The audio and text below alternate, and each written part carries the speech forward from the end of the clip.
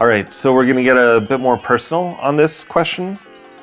Omario asks, I'm a singer-songwriter and I've been getting more into music production, but I'm having trouble getting from idea to usable final draft.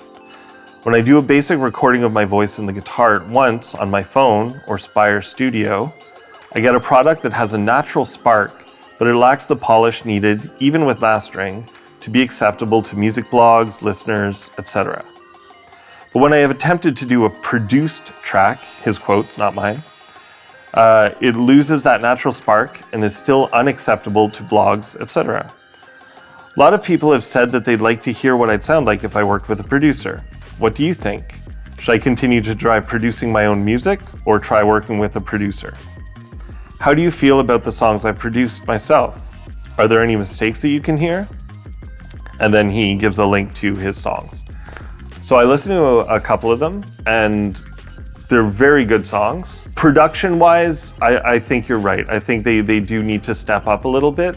And I think that's mostly because the expectation at this point amongst most people is that even demos need to have a certain quality of production. Because home recording now has reached a level where it's actually fairly simple to get pretty good quality results. If you don't know where to start, in terms of producing yourself, then yes, I definitely recommend hooking up with a friend or someone locally who has produced records that you like. You definitely want to kind of work with someone who believes in your music and sort of has a definite interest in making it as good as it can be.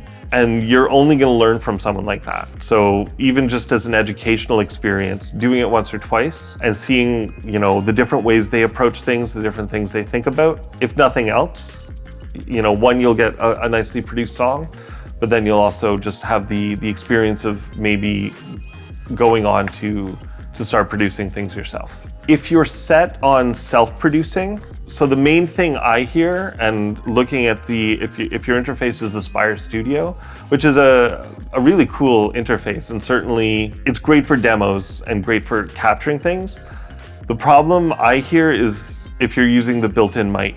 It can be tough to position that without it being too far away from the source, just because of the, kind of the awkward shape of the thing. What I hear is a little bit too much of a roomy sound, which can be a bit of a giveaway for an amateur recording. So getting one or two external mics that you can plug into the XLR ins on the Spire, and that'll let you position them, closer to your vocals, closer to the guitar. That's definitely, a step forward in terms of upping the production quality. But my suggestion ultimately would be pick a couple of songs that you think are your strongest songs and just book a studio for an afternoon and go in and record there. And it's not just because the studio will have nice microphones, nice equipment, and an engineer who knows how to work all that stuff. Although those are definitely great reasons for using an external studio. It's more that even if you can get the technical stuff just fine on your own, and a lot of home studios, even a lot of all-in-one recording interfaces, you can get very high quality recordings technically. What it's going to allow you to do, and this speaks to your second point of trying to capture a performance. When you have to wear multiple hats, when you have to be the producer, be the engineer, and the performer, it really can become a distraction. And sometimes you're performing just to get through the take, or you're thinking about the levels of the meters while you're trying to, remember the lyric. It just splits you up in too many different directions.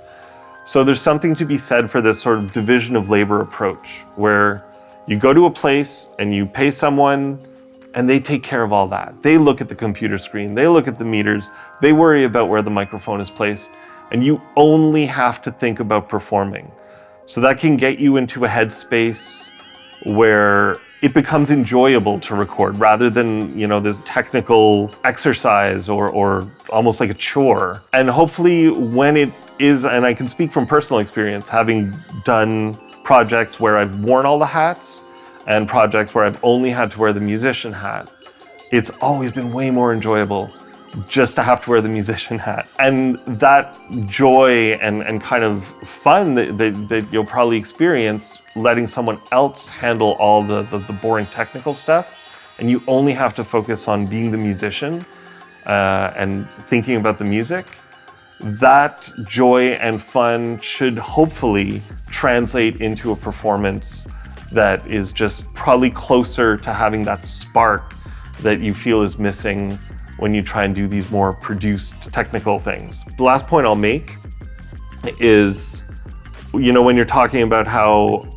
when you just set up your phone or your Spire and you just sing, there's no pressure and you're always happier with the performance there. I can't think of a single musician who doesn't agree with you. It's definitely a skill and almost like a psychological hurdle to overcome to be able to go into a more clinical scenario like a recording studio where you know the red light is on, you know it's recording, you know this is the take that everyone's gonna hear. That's just something you have to learn to overcome and be able to train yourself to be okay with.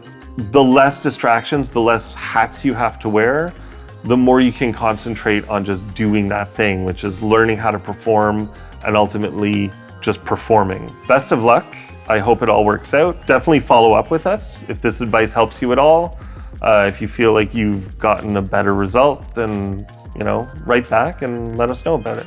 Hey everyone, I'm Al Easler, Senior Audio Engineer here at LANDR. If you like this video or any of the other videos on this channel, consider liking and subscribing. If you need help with your mix, leave a question or comment below and either myself or one of our other audio engineers will answer it. Thanks for watching.